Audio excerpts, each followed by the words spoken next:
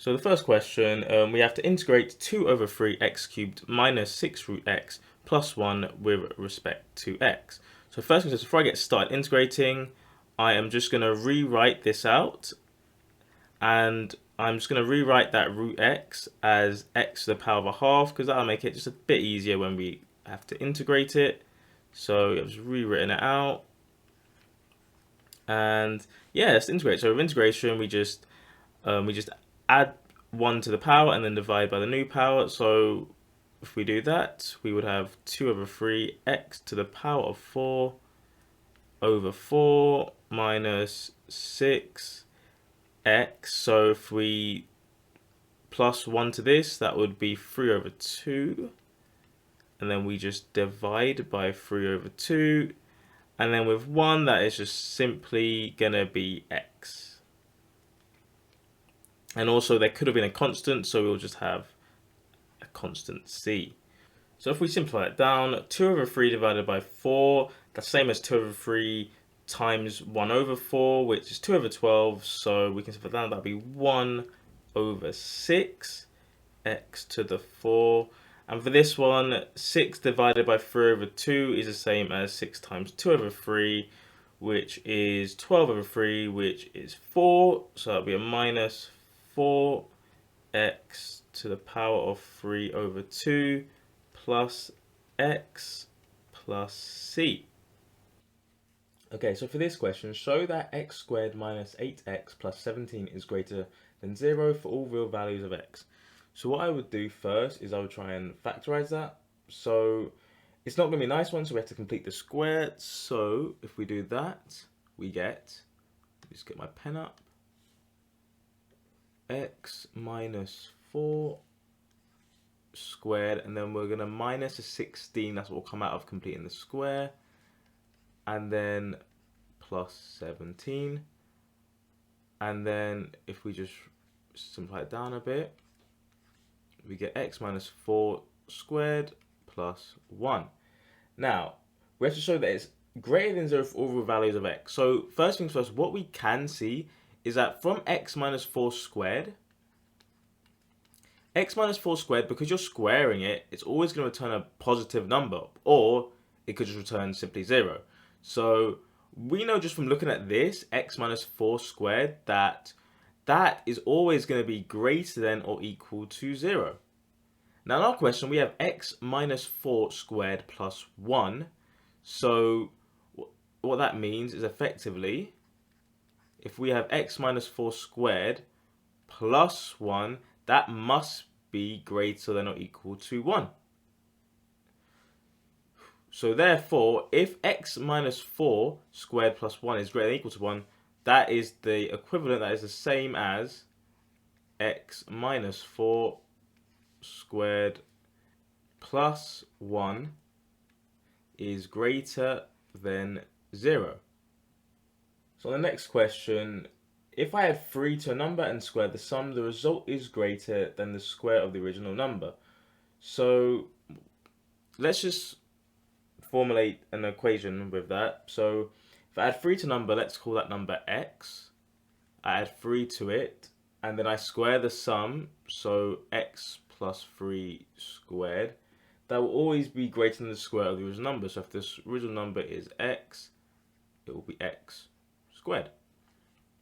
So statement given a reason. If the above statement is always true, sometimes true, or never true, well, what we do know is that we will always return a positive number when we square a number. And if we take x, if x is a positive number, then yes, it will always be bigger. For example, let's say x is 2.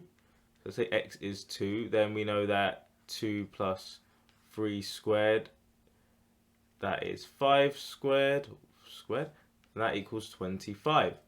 And we know that if we had x squared, that's just 2 squared, and that is equal to 4. And that'll be the same for all positive numbers. However, if what happens if x is a negative number? Well, if we just try one, let's try, I don't know, 7 for example. That would give us a minus 7 plus 3 squared, which is a minus 4 squared, which is 16. And if we have a minus 7 squared, this on the other side, that is 49. Well, 16 is not greater than 49. That's not impossible. 16 is always less than 49. So what I would say in this question is, well, we've proven it just through the examples that the above statement is sometimes true. And what I would say here is that it's sometimes true as it is true for all positive numbers. However, with negative numbers, it is clearly not true, and we've just shown that with an example. Hence, 16 is not greater than 49. Hence, it is sometimes true. It's not always true, and it's not never true. It is sometimes true. So for question 3, we have point A, which has the position vector 4i minus 5j, and point B, which has the position vector minus 5i minus 2j. So find the vector AB. So for this question, find the vector AB. Well, we can draw a little diagram. If we have this point here, which is the origin, then point A would be, let's say, somewhere here. Let's just join that up. This would be point A. This would be the 4i minus 5j. And then from the origin, we have point B. That's a minus 5i minus 2j. So let's say it's somewhere around... Let's say it's somewhere around here. Let's just join that up. So then this would be B. This would be your minus 5i minus 2j. Just join this up. So yeah, we want to find AB, the vector AB. So AB would be this way, so our arrows would be accordingly. And this is the origin. So doing this question, well, if we do that, then that would be AO, the vector AO plus OB. However, AO is sort of the opposite of OA, because OA is 4a minus 5j. That's OA. AO is going the opposite direction, so actually it's the inverse. So when we're looking at questions like this, it would actually be minus A plus B. OB is fine because that's still going in the same direction, as same as the minus 5 minus 2j. But because AO is the opposite direction of OA, we would have to do the inverse. So we'd have B minus A. So B is minus 5i minus 2j, and then that would be minus 4i minus 5j. So if we do that, that is equal to minus 5i minus 4i is minus 9i, and minus 2j minus a minus 5j, that's a minus 2j plus 5j, that would give us a plus 3j. And that's that part done. And if we move on to part B, it wants us to find the magnitude of AB. So for this question, I'll just do it on the right side here. That is simply going to be 9 squared plus 3 squared, and all square rooted. And obviously this would be, I see it, let me do that. That's really a minus 9 squared, so I'll put that there. So if we do that, I'll do that. So we know that's 81, 9 squared is 81. And we know 3 squared is 9, and that gives us a root 90. So you can use your calculator if you want to. I would just go through the square numbers in my head and see what's the highest squared factor of 90. That is 9, so we know we're going to have a root 9 times a root 10. And then you can simplify down that minus 9, obviously, and then that would give us 3 root 10. So the magnitude of AB is simply just 3 root 10.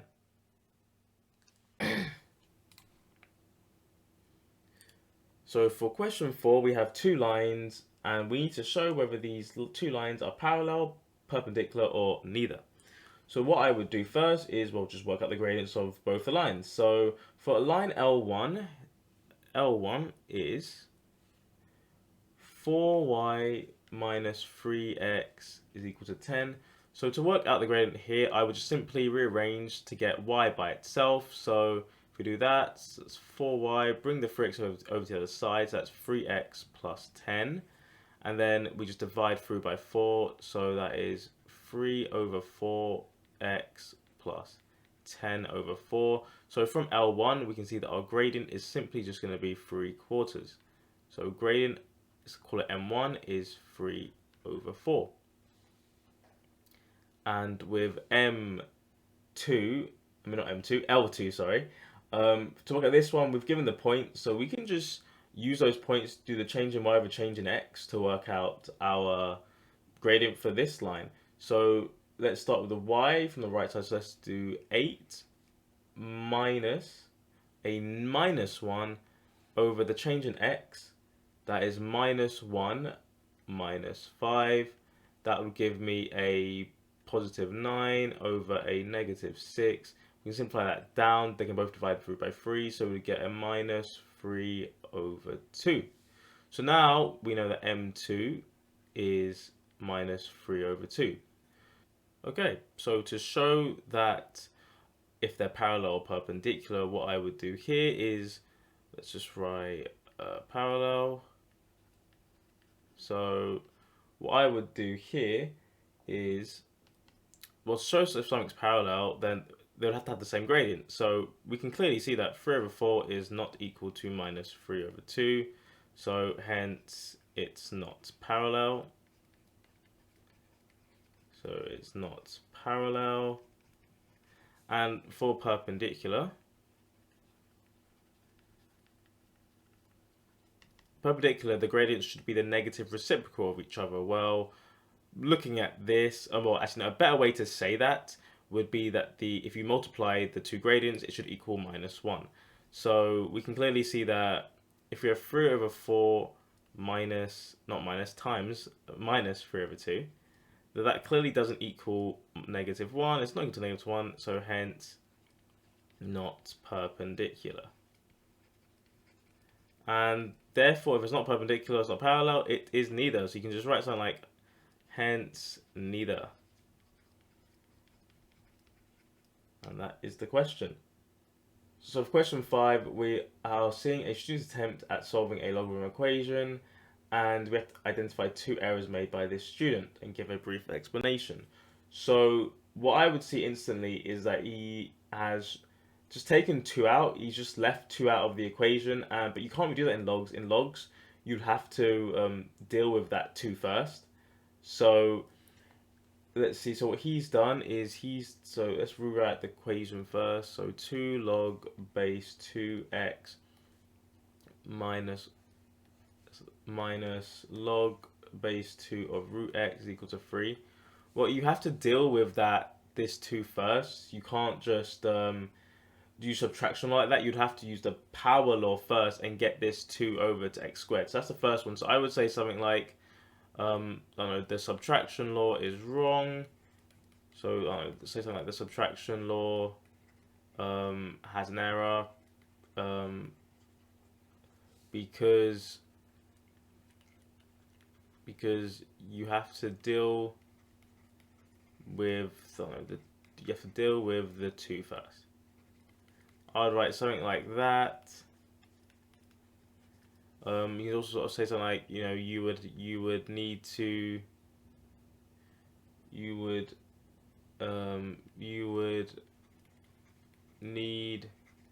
use the power law first. So you can say something like that. I've written a lot, but yeah, say something like that. So we know that the definition of a log, we know that log base a of n is equal to x, and that is equivalent to a to the power of x is equal to n. So looking at what they've done, if we have log base 2 of x is equal to 3, then really that is the same as saying 2 cubed is equal to x, and then x is 8. However, they've got 3 squared, so they've done the definition of log wrong. So what I would say here is something like definition of log is wrong, and then I would just maybe say a little brief explanation using the formula of a log and say this is why. It should be x should be 8, not 9, as clearly as shown. That's what I'd put, something like that. That's a lot for 2 marks, but yeah, that's what I would do for those 2 marks. And now for the next part of it, we have to write the correct solution. So let's do that. So I would use the power law to get rid of that 2. So if I use the power law, we get log base 2 x squared, and then we take away log base 2 of root x, and that's equal to 3. And now we can use the subtraction law. If we use subtraction law, we get log base 2 of x squared, and I'm going to rewrite that root x as just x to the half, as this will be just a bit easier just to visualize when I work that out. So, and then once we get that, if we just simplify down the x's, that's log base 2 of x squared minus root x. So we'll have 2 take away a half is 3 over 2, so that would be x to the power of 3 over 2, and that's equal to 3. So now we'd have to use, I guess, the power law again the inverse way to get rid of that 3 over 2. So now we would take that 3 over 2 back out of the equation. So with 3 over 2 log 2 x, and that's still equal to 3. And then if we so now log 2x, if we just divide through by 3 over 2 on both sides, so that's 3 divided by 3 over 2, then that would give me a log base 2x.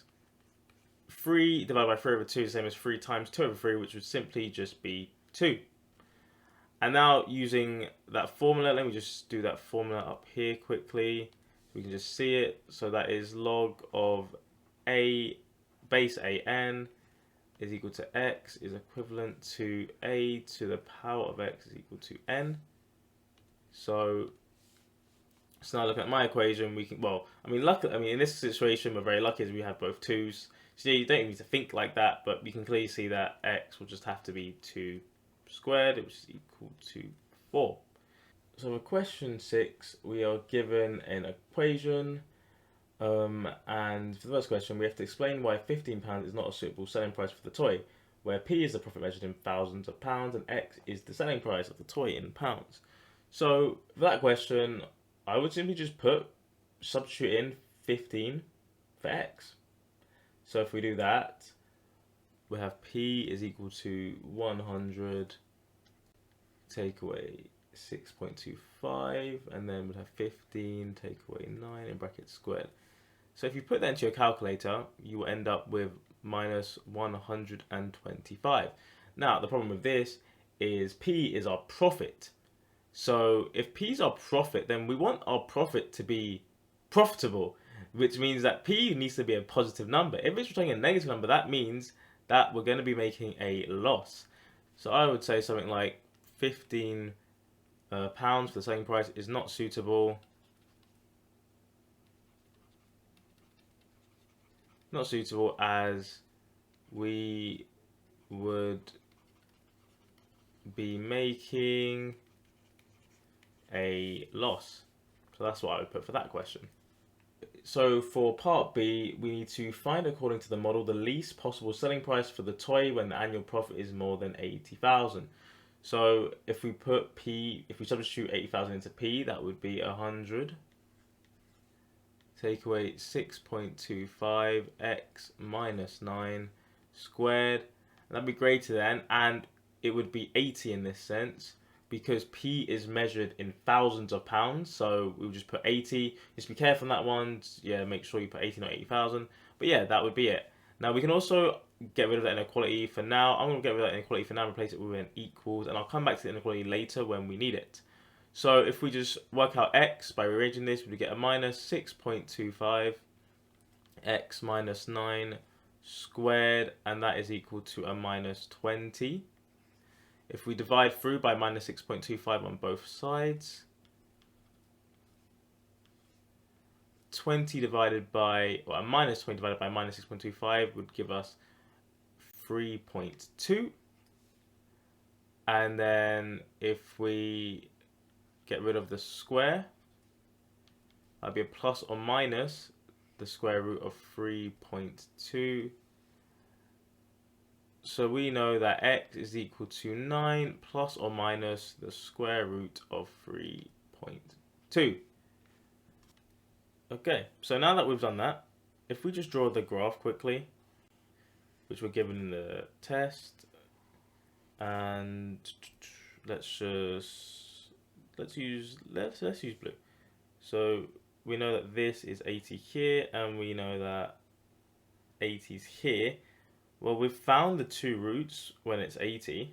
We've found these two roots here. That's our 9 plus or minus the square root of 3.2. So this would be the 9 minus square root of 3.2. This would be 9 plus the square root of 3.2. In the equation, we want it to be greater than 80. So we want it to be greater than 80. So that means that we want everything above the line. And so therefore, that gives us the inequality of 9 minus the square root of 3.2 is less than x, which is less than 9 plus the square root of 3.2.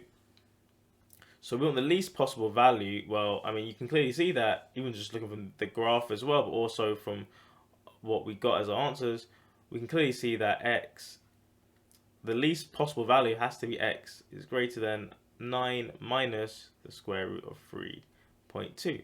And if you use your calculator, that will give you 7.21. But we're not done yet, because if we just rewrite that as x is greater than 7.21, well, in the question, it asks for the least possible selling price. The least possible selling price, that is a definitive value. It can't be an inequality. An inequality just gives you a range of values. So what this shows me right now is that we know that x is greater than 7.21, but that doesn't give us a definitive value. That is not the least possible selling price. So actually, the least possible selling price to the nearest pence, because we're dealing with money here, is actually x is greater than or equal to 7.22. So we can just rewrite that. So let's not rewrite that, but if we know that x is greater than or equal to 7.22, because obviously x is greater than 7.21, we know that the least possible selling price has to be x is equal to 7.22. So for question part C, we need to find the maximum possible annual profit and then the selling price. Well, the maximum annual profit, if we just look at P and we rewrite P out again, of P is equal to 100 minus 6.25 x minus 9 squared. Well, if we just look at that, I mean, whatever value we put into for x, it's good because it's squared, it's going to return a positive value, and then it'll be times by a 6.25, which will always return a negative value. So just looking at that, because let me just do a different color so you can see what I mean. So if we just take all of this, we take all of that, this will always return a negative value. It will always return a negative value. Just that little bit there will always be less than or equal to 0. So what that means is that it can never be bigger than 100. It will always be less than 100.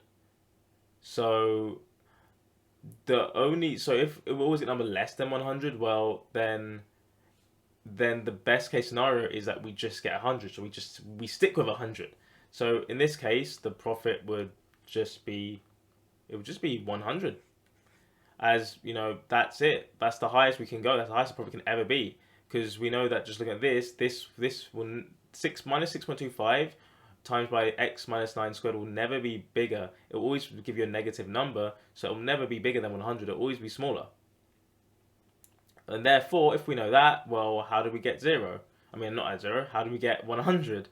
Well, then that must mean that minus 6.25 x minus 9 squared. Well, in order to get 100, we need to have all of this equal to 0. So just looking at that, I mean, the only way we can get 0 from this equation is if x minus 9 is equal to 0, and the only way that will be the case is if x is equal to 9. So yeah, we know that the maximum possible annual profit is 100 here. So we know that the maximum annual profit is 100, and we know that the selling price of the toy to maximize that annual profits has to be simply just 9.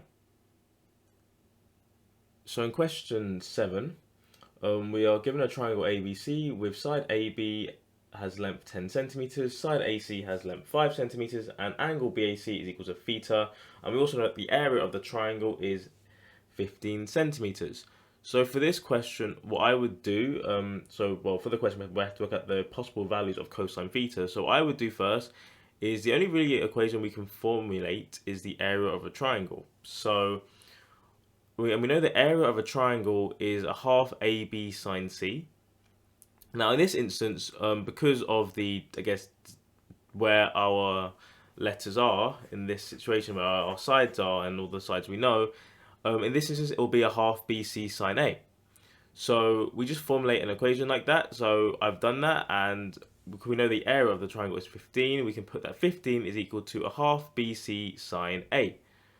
So if we put everything, if we put all the sides into the equation and theta, we will get 15 is equal to a half times 5 times 10 times sine theta. If we just times that out, we'll get 15 is equal to 25 sine theta. If we bring the 25 over to the other side, that will give us 15 over 25 is equal to sine theta. And if we simplify that down, that will give us sine theta is equal to 3 over 5. Now from here, this is how you will get it into cos theta. First things first, well, because we know down here, as I've marked in red, we know that sine squared theta plus cos sine theta is equal to 1. That's a trigonometric identity, we know that. So to get it, we sort of have to manipulate the numbers in a way to get it like that. So at the moment, we only have sine theta is equal to 3 over 5. So yeah, we just square both sides. So by squaring both sides, that will give us sine squared theta is equal to 9 over 25. And then using our identity, we know that sine squared theta would equal 1 minus cosine theta. So yeah, we just put that in. So we have 1 minus cosine theta is equal to 9 over 25. And then, yeah, we just bring the cosine squared theta over to the other side, bring the 9 over 25 to the other side, and that'll give us 1 minus 9 over 25 is equal to cosine squared theta. And from there, let's just simplify it down a bit. So let's do 1 minus 9 over 25. So that would give us 16 over 25. And then now that we have cosine squared theta is equal to 16 over 25, we just simply have to square root. So if we square root, that will mean that cosine theta is plus or minus the square root of 16 over 25, and that nicely goes down to plus or minus 4 over 5. So those are our two values for cosine theta, plus or minus 4 over 5. So for question 7b, we need to work out the exact length of BC. So because we have two sides, and because we know what cosine theta is, we would use the cosine rule in this instance. So the cosine rule is a squared is equal to b squared plus c squared minus 2bc times by cosine a. So if we substitute in our numbers and our different letters for this, that would be, let's say, bc. Just do that. That would be equal to 5 squared plus 10 squared minus 2 times 5 times 10 times by, well, we know cosine theta is plus or minus 4, so I'll just leave it like that for now. And in the question, it does say that given that BC is the longest side of the triangle, find the exact length of BC. So because it says that BC is the longest side of the triangle, we know that for whatever two values we get for BC, we want the biggest one. So there's two ways you can do this. Now, you can either just work out both of them using either plus 405 or minus 405. It really depends on what you would like to do. But what I would say is, I will show you a quick way to do it, or just to know. So let's say we have BC squared. That's equal to 25 plus 100. So here, so if we've got a minus 2, we know that if we use a positive 4 over 5, that will give us another negative. It will give us a negative, which will be taken away from this 125 here. So So in order to get the biggest number, we want something which is going to be positive. And the only way to get a positive is if we use a negative 405, because the negative 405 with the -2, that will return a positive number. So we have to use, so we want the negative 405. So if we do that, you use your calculator to work this one out, but -2 times 5 times 10 times -4/5, that will give us 80, positive 80. So let's just write that here. So then we know that BC squared, we know that, let's see, 25, 100, that is 205. And we want the exact length of BC, so we just have to square root. So BC is just the square root of 205. Now, I guess technically it is plus or minus the square root of 205, but because we're dealing with lengths and sides, we don't really care about negatives. It's not important. We can get rid of the negative in this instance, and it will just be the square root of 205. So for question 8, we are given the cost of a journey, C, which is in pounds, when the lorry is driven at a steady speed of v kilometers per hour. And so the model, or the equation we're given is C is equal to 1500 over v plus 2v over 11 plus 60. So finally, according to this model, the value of v that minimizes the cost of the journey. So instantly I see that, and instantly I know that I'm going to have to differentiate. So we know that if you want to find like the minimum point or the maximum point, you would have to do, if we look at like y and x, for example, we know that to work out the minimum or maximum, we know that it's always going to be dy over dx is equal to 0.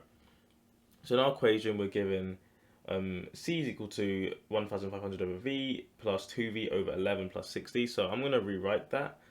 I'm just going to rewrite that as 1500 v to the -1 plus 2 over 11 v plus 60. Now the reason I've written it like this is just that it'll just make it easier to differentiate. So now if we differentiate this, we will have dc over dv, and that would be minus 1500 v, and then we just take away another one, so that'll be minus 2 with 2 over 11v, that will just be 2 over 11, and the 60 just cancels out, goes to nothing, 0. So, and if we equal that to 0, so we know that we have 0 is equal to 1500 v to the power of minus 2 plus 2 over 11. We bring the v over to the side, so we'll have 1500 v to the minus 2 is equal to 2 over 11. And now in this situation, I would rewrite this now as 1500 over v squared equal to 2 over 11. So seeing that, I know that I'm going to have, let me just write it over here, I know that I'm going to have to now get that 1500 over to the side. So to do that, that will be v squared is equal to 1500 over, or better still, yeah, we can leave it like that, 2 over 11. So v squared, that is the same as saying 1500 times 11 over 2. And if you do put that on your calculator, that will give you 8,250.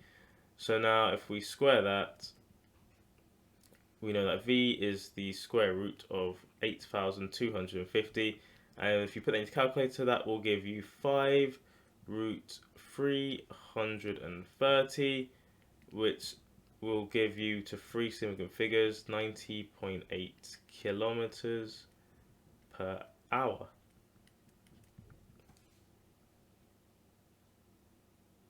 So for part 2, we're to find out the minimum cost of the journey. Now, because in part 1 of this question we worked out the value of v that minimizes the cost of the journey, to work out the minimum cost, all we need to do is substitute in v for our answer in the previous part. So we know that v is equal to 90.8, so we just substitute that in. Now for this question, because it doesn't say anything about like significant figures or round to anything, I would personally put in 5 root 330 for v, as that will give you the exact figure 4v, which is more accurate. So if we do that, that will be C is equal to 1,500 over 5 root 330 plus 2, and that'll be times by 5 root 330, and then that'll be over 11, and that'll be plus 60. So now if you put that into your calculator, you will end up with well, I'm going to do this in pence as well, just because we're dealing with money. That will give you £93 and 3 pence. So yeah, that's the answer. Okay, so for part B, we need to prove that by double differentiating that the cost is minimized at the speed found in A part 1. So to know, so when you double differentiate, to know if you found the minimum or the maximum, that means that d2c over dv squared is greater than 0, hence minimum.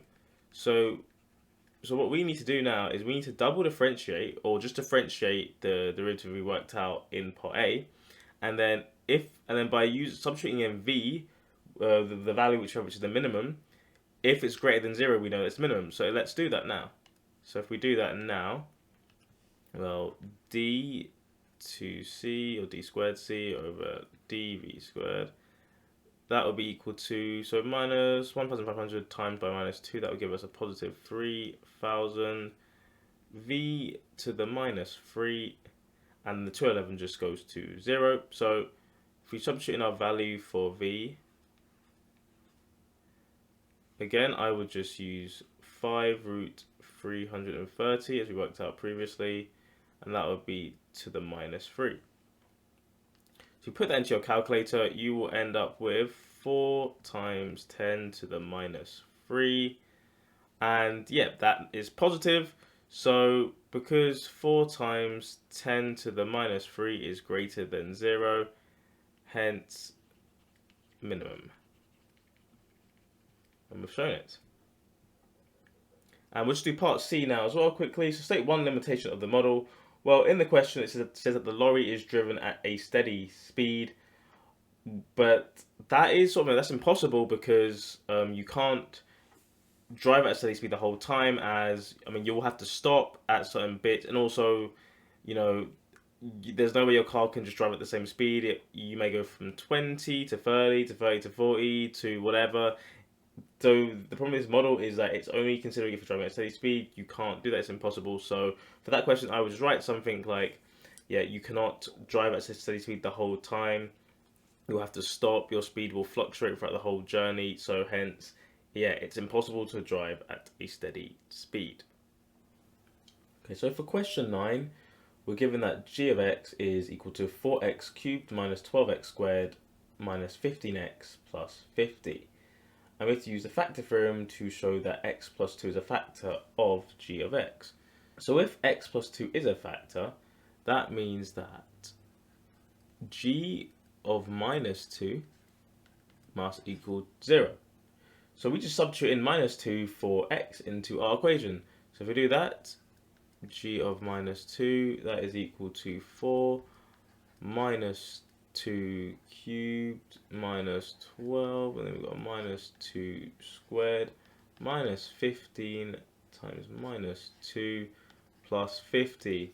So if you just work all that out, that'll be a 4 times a minus 8, a minus 12 times a positive 4, minus 15 times a minus 2, that's a plus 30, and plus 50. So that'll give us a minus 32 minus a 48 minus 80, and you can clearly see from there that that will equal 0. So yes, we've shown it using the factor theorem. So now we have to show that g of x can be written in the form g of x equals to x plus 2, and then we have ax plus b squared. So what I'll do in this question is I would just do algebraic division. So if we do that, let me just formulate that quickly. So we would have this, and then we would have this.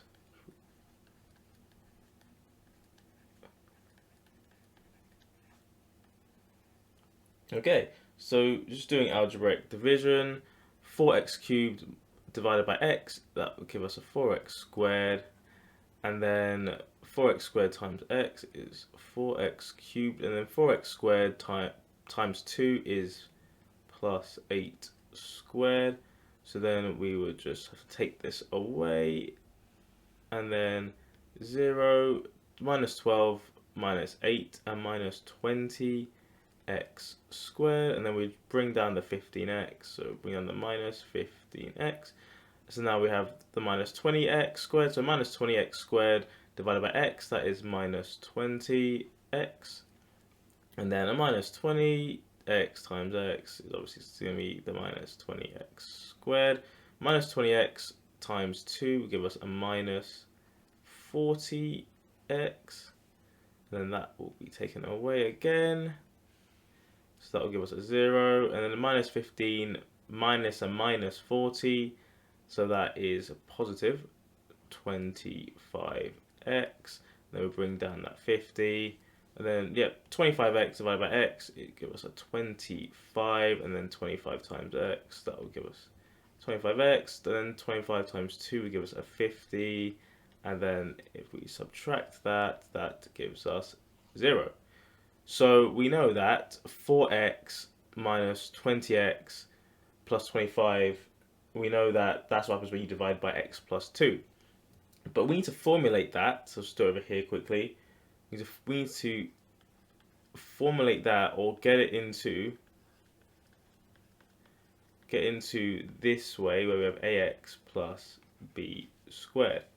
So you can either factorize that again if you want to, but a quick way I would do this is, you see you have a plus 25, that's a square number, so you know that b has to be 5. So we know that b has to be 5. We know we have a 4x squared. The only way to get that is, there's two ways. You either have either x squared and 4x, or you have 2x squared. Now, because obviously we know that it's getting squared, we know that they have to be the same, so it has to be 2x. And then now, what do we have, a positive or negative? Well, could we have a minus 20x? The only way we can even get that is if it's a negative. As a positive, we just return positive results, so we know that it's this 2x minus 5 squared, where a is 2 and b is minus 5. Okay, so for part C, let's use our answer in part B and the sketch, which I've just loosely drawn, to deduce the values of x for which g of x is less than or equal to 0, or g of 2x is equal to 0. So first one, g of x is equal to 0. This one, so if you look at the graph, for example, if we look at here, so this is minus 2, so we know that's a point, and you can clearly see that, x has to be, when g of x is less than or equal to 0, that means that x is going to be less than or equal to minus 2, because it's going down here, it's all of this here. And also, just be careful with this question, because it's less than or equal to 0, we also want the points where g of x is equal to 0. So that would also be the 5 over 2 here, or just 2.5, so x is equal to 2.5. The next one, with g of 2x is equal to 0, well, that's a translation question, so that's by a scale factor of a half, so you just half your x values. So we know x is equal to minus 2 and x is equal to 2.5, so we just half those values, so x is equal to minus 1 and x is equal to 1.25. Okay, so for question 10, we have to prove from first principles that the derivative of x cubed is 3x squared. So if you look at the formula I've done, the formula for this is that's f dash x, where the limit of h tends to 0 is equal to f of x plus h minus f of x over h. So we just sort of substitute in x cubed for this to prove it. So if we do that, that will be x plus h cubed minus x cubed over h. If we expand the brackets out, we will, for x plus h cubed, we expand that out, that will give us an x cubed plus a 3x squared h plus 3x h squared plus h cubed, and then we have the minus x cubed from earlier, so we just put that there as well. Then if we simplify it down, the x cubed cancels out with each other, so we'll be left with a 3x squared h plus 3x h squared plus h cubed over h. Now if we just divide everything by h, we'll be left with 3x squared plus 3xh plus h squared. So now what we need to do is we need to tend the limit to 0. So if we tend the limit to 0, we'll just be left with 3x squared. Hence, f dash x is equal to 3x squared. And we've proved it by using first principles. Okay, so for question 11, we have to find the first three terms of this binomial expansion of 2 minus x over 16 to the power of 9. First thing first, what is the formula for the binomial expansion? It is a plus b to the power of n, and that is equal to a n plus n, choose 1, a to the power of n minus 1 times b, and then we have an n, choose 2, a n to the power of n minus 2 b squared. Now I'm owning it now. Obviously we can keep going with this, but I'm going to leave it like this because we don't want the first three terms. So if we put our equation, we have 2 minus x over 16 to the power of 9. Then that will give us 2 to the power of 9 plus 9, choose 1, of 2 to the power of 8. And then we will just have b squared, which is a minus x over 16 plus 9, choose 2, of 2 to the power of 7, and that will be times by a negative x over 16 squared. So you use a calculator for this. So 2 to the power of 9, you calculate that is 512. 9, choose 1, that's a 9, times by 2 to the power of 8, x over 16. If you put that all into your calculator, you will end up with a minus 144, and then you've still got the x there. And the same with this one, you can plug this all into your calculator and you will be left with a plus 18 x squared. So for part B and C, we are given that the first two terms is in ascending powers of x in a series expansion above is 128 and 36x. So if we look at that, if we are given the first two terms is 128 and 36x, well, we already know what the first two terms of 2 minus x over 16 to the power of 9. So we can just plug that in for the first two terms for 2 minus x over 16 to the power of 9. So if we do that, we'll get something like this. A plus bx times by 512 minus 144x, and that is equal to, well, they put in the question, they put 128 plus 36x. So once we formulate this equation, we just have to compare coefficients to work out what our a and b values are. So if we look first, the only way we can get 128 is when we don't have an x, when there is no x coefficients at all. So the only way we can do that in this is through a times 512. So 512a, that has to equal 128. That's the only way we can get to 128. And if you do that, then divide by 512, a is just simply a quarter. Now for talk about b, it's a bit more tricky, but it's the same thing, just compare coefficients. So what are the ways we can get x values? Well, there's two ways. We can either have a times by 144x, so that will give us 1. So we can have this. I'll put the x value here just so you can see it. And then the other way is we can have 512 times by bx. So if I do that as well, do the same thing here. And that would equal our 36x. So we know what a is from our previous question, so we can substitute that in. So that's minus 144 times by a quarter plus 512b is equal to 36. And if you do that in your calculator, this will give you 30 minus 36 plus 512b is equal to 36. Move the 36 to the side, I'll just do it over here. That'll give us a 512b is equal to 72, and then just divide through by 512, and that will give you b as 9/64.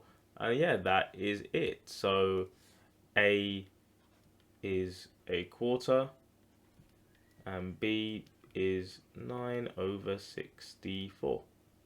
Okay, so for question 12, we have to show that 4 cosine theta minus 1 which is equal to 2 sine theta tan theta can be written in the form 6 cosine squared theta minus cosine theta minus 2 is equal to 0.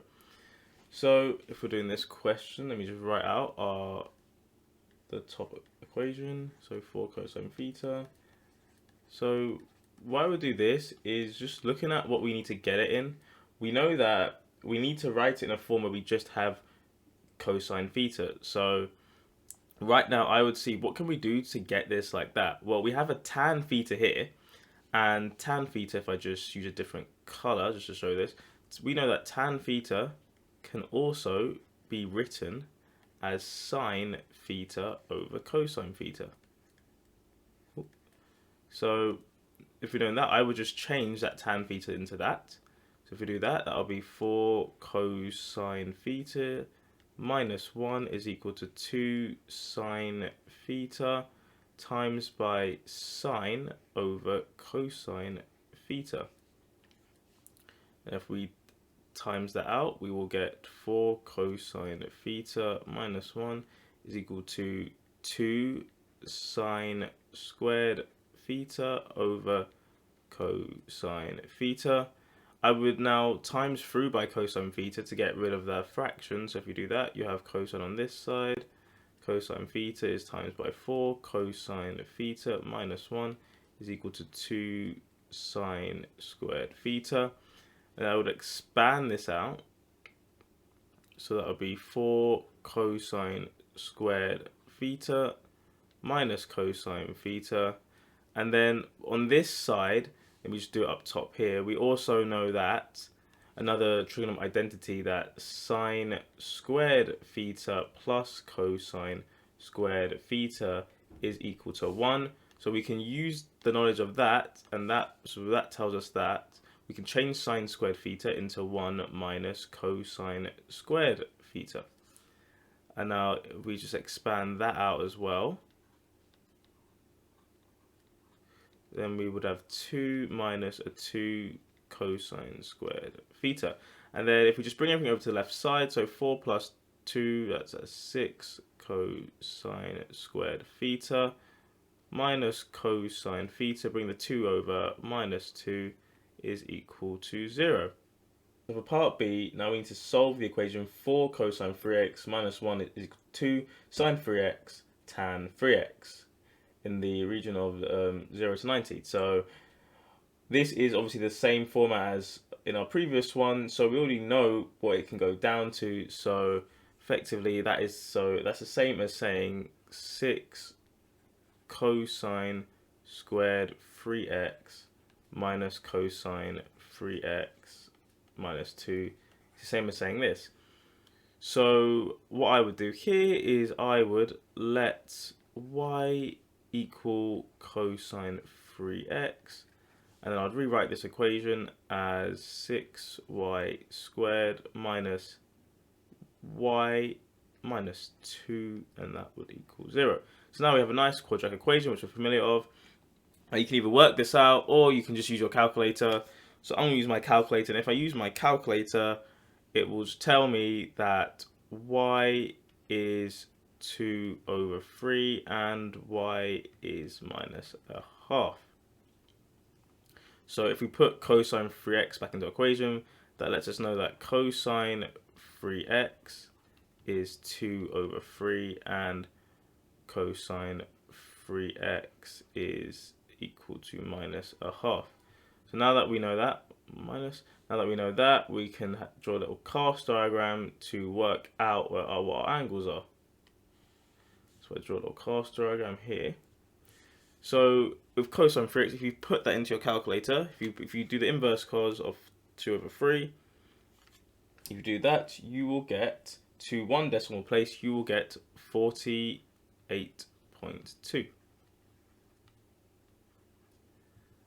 So in a cast diagram, if I do this, just do my limits.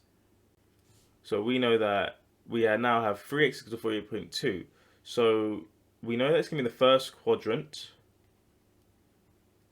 And because it's cos and it's positive 2 over 3, we know that it's also going to be in the fourth quadrant where cosine is positive. So we have our two limits here. However, because we want it between 0 is less than x, which is less than 90 degrees, we know that we won't need to use this one in the cosine region, because because that would be about what, 312 degrees. It'll be in between there, and if we were to divide that by 3, that would give us 100, which is over our limits of 90. So we actually don't need to include this 48.2. It's irrelevant. So we can just forget about it, and we can just focus on this one right here, just the 48.2, because that satisfies our limits. It's between we know that if we divide by 3, it will be between 0 and 90. So if we just look at this, if we just divide by 3, that will give us 16.1 to one decimal place. And now we have cosine 3x is equal to minus a half. So if you put that into your calculator, you will get 120. So because in this question we have a negative a half, we know that we're going to be dealing with the second and third quadrant when it's cosine. So if we do this, 120, that is 60 away from 180. So we have 60 here, and we know they'll also be in the third quadrant too, and also have a 60. So that's 180 plus 60, so we know that 240 is also a limit. And if we just divide through by 3, that will give us 40 and 80. Both are between 0 and 90, so both will be included. So question 13, we have the value of a rare painting, and it is modeled by the equation V, which is equal to P times Q to the power of T. And we also have the equation of line L is log base 10V is equal to 0.05T plus 4.8. And for this question, we need to find two four significant figures, the value of P and the value of Q. So what I would do in this one is just write out the equations we know. So we have V is equal to P times Q to the power of T, and we also have that log base 10V is equal to 0.05T plus 4.8.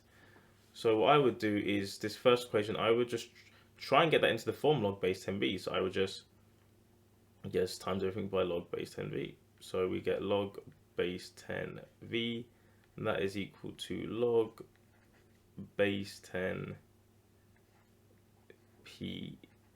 times 2Q to the T. So now using our addition rules and multiplication rules for logs, we can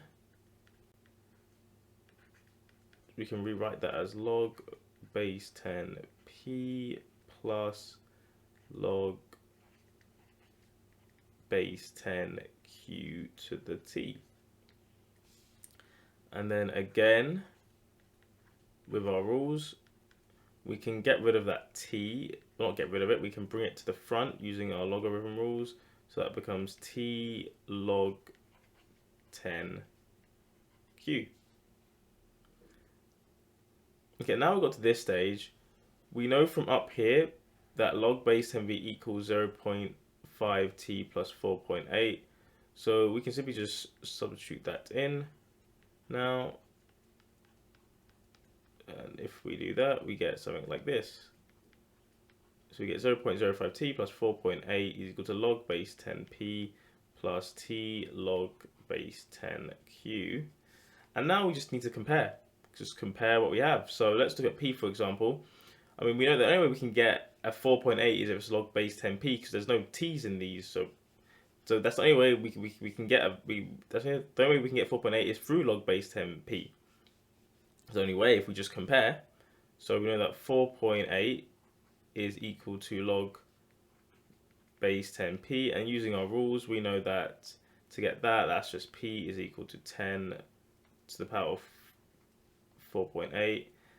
And if you do that in your calculator, to 4 significant figures, that will give you 63,100. And for Q, let me just at the top here. Q, well, the only way we can get Q is because Q is the only one which has a T in it. So we know that for Q, it has to be log base 10 Q is equal to 0.05. That's the only way we can get 0.05 T. So for this one, it's exactly the same thing. Using our logarithm rules, we know that Q is equal to 10 to the power of 0.05. Put that into your calculator as well. To 4 significant figures, that would give you 1.122. So for the next question, we have to, using our model, we have to interpret the value of the constant p and the value of the constant q. So we go back to our model, which is this. V is equal to p times q to the power of t. Well, what they're trying to ask us is, what does the constant p represent? Well, if we look at it, if we were to put t to the 0, so that would be the initial value of the painting. If we do that, then that would give us p q to the power of 0, which is 1, so that would just give us p. So we know that v is equal to p when t is 0. So what does that mean for p? So what that means is that when the painting is first recorded on the 1st of January 1980, we know that the initial value of the painting is 63,100. So what we can say about constant p is we can say that p is the initial value of the painting. At 1st of Jan 1980. And for Q, well, Q is 1.122. However, because Q is also also raised to the power of t, that tells us that every year, because t is the number of years, every year Q is going to increase. So, for example, after 1 year, it'll be 1.122. Second year, it will be 1.122 squared, and third year, it'll be 1.122 to the power of 3. So Q is pretty much the increase. Q is the increase. Is the increase of the painting each year. And yeah, that's what I would write for that question.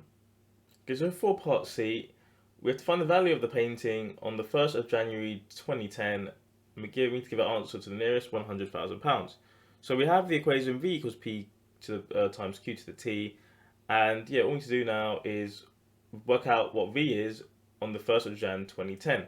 So we know that the value of the painting was first recorded in the 1st of Jan 1980, so 2010 would be 30 years after. So we know that T in this instance would be 30, and we just put in our constants, and so it would be V is equal to 63,100, and that would be times by 1.122 to the 30. And if you put that into your calculator, you will get 1,994,412.865.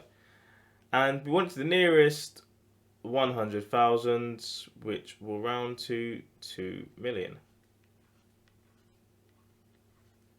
And that's our answer, £2 million.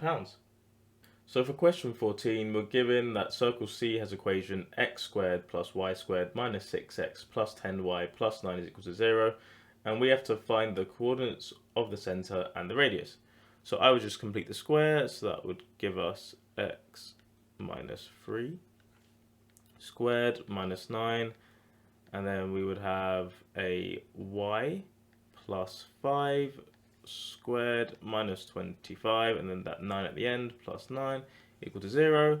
And if we just rewrite this, we would get x minus 3 squared plus y plus 5 squared. We have a minus 9 and a positive 9, so that will cancel each other out. And with a minus 25, we'll bring that minus 25 to the other side, so that will equal 25. So that means that our center is going to be 3 and minus 5, and we will have a radius of just square root of 25, which is 5.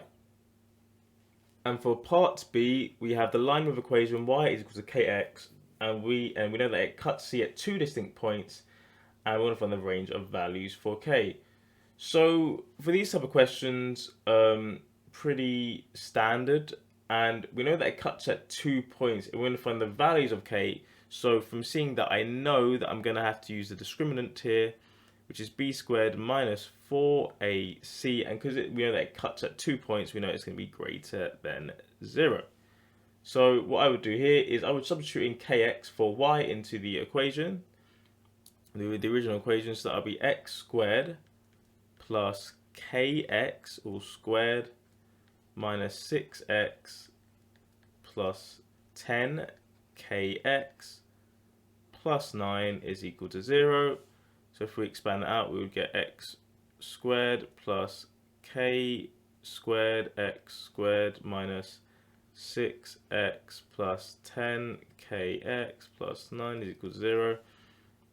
And then from here, I would just group up all our terms. So we want it in this form, and this form, remember, is just the basis of a quadratic equation, where you have ax squared plus bx plus c, which is equal to 0. So we know that we want to get into this form, so what we do is we just collect our x squared term together, collect our b squared, our b's x term together, and then collect our constant term together. So for this form, for example, we have x squared plus k squared x squared. So we want to get it in that form, ax squared. So if we look at that, that will just be, we just factorize, so with x squared, and that would just be 1 plus k squared. And then same with the x's, we can take x out, and we can just factorize that. That will give us a 10k minus 6. And then plus 9 is equal to 0. So let me just rewrite that with our x squared and our x on the other side, just so it looks more like in the form we know. So 1 plus k squared x squared plus 10k minus 6x plus 9, 0. So now we have it in the form ax squared plus bx plus c, and now we just use this discriminant here, b squared minus 4ac is greater than 0 to get our values for k. So if we do that, we know that b is 10k minus 6, so it'll be 10k minus 6 squared minus 4 times by a, which is 1 plus k squared, and we need to times that as well by c, which is 9. And that's equal to, that's greater than 0. So we expand this out, that'll give us 100k squared. We're going to have to do 10k times minus 6. So that'll give us minus 60, and then we'll have another 10k minus 6. That'll give us minus 120k. And then minus 6 times minus 6 is 36. And from this one, we will have a minus 4 times by a 1 times by 9. So that will give us a minus 36. And then we'll have another minus 4 times k squared times 9. So that will give us a minus 36k squared, which is greater than 0. Simplify down, so 100k squared minus 36 is a 64k squared. Then we have a minus 120k, and we have a plus 36 minus 36, that will cancel out to 0, so we will just have that, which is greater than 0. We can just also simplify that even more. They both divide by 8, so we can just simply have 8k, which 8k squared, which is 15k, which is greater than 0. So if we go up to top here, so looking at that, we can factorize out k. So we have k, and then we have 8k minus 15, which is greater than 0. So now we know this. We know that if we just think of this, let me just rewrite this. If we just think of this as if this was just equal 0, we would have that k would be equal to 0 and k would be equal to 15 over 8. But it wants to find the values of k when it's greater than 0. So the way I would do that is simply, if you draw a little quadratic graph, well, we know that it cuts at 0 and it cuts at 15 over 8. So if we do that on a little graph here, we can see that, just change color, we can see that that would be 0 and this would be 15 over 8. So we'd have 0 and we'd have 15 over 8 here. And if I leave it here, and when it's greater than 0, it would be anything above the axis here. So what that tells us is that we know that k is going to be less than 0 and k is going to be greater than 15 over 8. Okay, so for this question, we are given a sketch of the curve C with equation y is equal to 32 over x squared plus 3x minus 8, and we're told that the point P lies on C at 4, 6, and the line L is a normal to C at the point P. So in this type of question, from that, and we have to show that the area of R is 46. So in this type of question, it's very evident that we're going to need to integrate at some point and put in limits to look at the area. Because that's what you have to do when you have an area under the curve. You will have to integrate. And what we do know from this question is, through what they say in the question, we know that this, like, if you see my little graph, we know where x is 4. We can work out where it is on the x-axis because of what they tell us in the question. They tell us that P is 4, 6. So we know that at this point here where it cuts, we know that we're going to have 4 down here. So we know that we're going to have to integrate using the limits between 2 and 4. The next step, however, is how do we work out the S area here? Well, we know that we have an area of a triangle here. We have an area of a triangle. So we're going to have to do this in 2 parts. The first bit will be we're going to have to work out what the... We're going to have to work out the area under the curve between 2 and 4, which is fairly simple. What we need to do is integrate what y is and then put our limits in of 2 and 4. And the second bit is we're going to have to work out the area of this right angle triangle here, which we know is just going to be a half base times height. But in order to do that, we need to work out what the straight line is. So I'm going to do this in 2 steps first. First step is I'm going to integrate and work out what we have between 2 and 4. So to do that, we just, as I said before, we just integrate. So we'd integrate between our limit of 4 and 2 of 32 over x squared plus 3x minus 8 with respect to the x. So if we do that, and first, I will just rewrite this as 32x to the minus 2 plus 3x over 8. That makes it easier for me to integrate. So if we do that, we integrate this now, that'll give me 32x to the minus 1 over minus 1, 3x squared over 2 minus 8x. And then we still have our limit of 4 and 2. So now if we just rewrite this now as, that'll be minus 32 over x, and that will be, we can leave that as 3x squared over 2 and then 8x. And now if we just simply put in our limits, we would get minus 32 over 4, and then we get a 3 plus 3, then we get a 4 squared over 2 minus 8 to the 4, and then that would be minus 32 over 2 plus 3, 2 squared over 2 minus 8, 2. And then if we were to simplify it down now, we'd get a minus 8. 3 times 16 is 48 over 2, that's 24. And then we get a minus 32. And then it's all of that. Take away this side, which is a minus 16. 3, 2 squared, that's 4, that's 12. That is going to be a plus 6, and then a minus 16. And if I just go up here quickly, so minus 8 plus 24, minus 32, so that would give me, get minus 40, would get a minus 16, and then minus, we'd have a minus 16 plus 6 plus minus 10, then another minus 16, that is minus 26.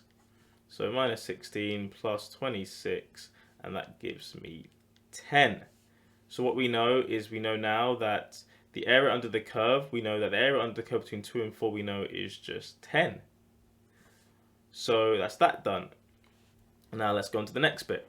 Now for the next bit, we are just dealing with a right angled triangle. Now pardon my drawing, but yes, we have a right angled triangle here, and what we now need to do is we need to find out what the equation of that straight line is, which cuts the curve C. Because if we can work out the equation of the straight line, we can work out where it cuts the x-axis. So in order to do that, what do we know? Well, we know that point P46 lies on C. So what I'll do in this question is if we work out the gradient of the curve when it cuts 46, we can use that to work out the gradient of L, because it's the normal to C. So in order to do that, we look at y again, the y, and then all we do is differentiate that. So let me just rewrite this again as 32x to the minus 2 plus 3x8. If we, to work out the gradient of a curve, we would just differentiate it and then put in our x value.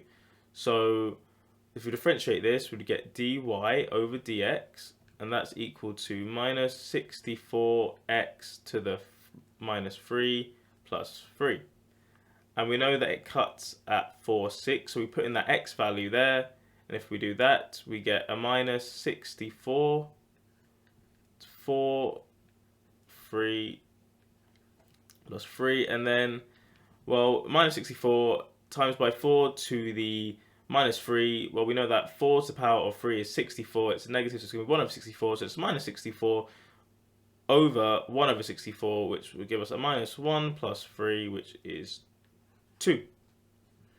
So now we know that the gradient of C, the curve C, is 2. But we want to find out what the gradient of L is. Well, L is a normal to C, so we know that it's going to be the negative reciprocal. It's perpendicular, so we know that. So if we know that the gradient of C is 2, we know that because it's a normal, we know that the gradient of L is minus a half. And if we know that, we can use the equation of a straight line, which is y take away y1, which is equal to m take away x to work out the equation of the straight line now, using 4 and 6 and minus a half as our values. So that's y take away 6 is equal to negative a half x take away 4, and then that would give us minus a half x and plus 2, and rearrange. So that would give us minus a half x, and then bring the 6 over, plus 8. So now we know that. Now we can work out where that line cuts the x-axis. So to do that, we know that where it cuts the x-axis, that means that y has to be 0. So we make y 0, so now we're left with 0 is equal to minus a half x plus 8. Bring the x over to the side, so half x is equal to 8, which makes x equal 16. So now what that tells us is that straight line cuts the axes at 16.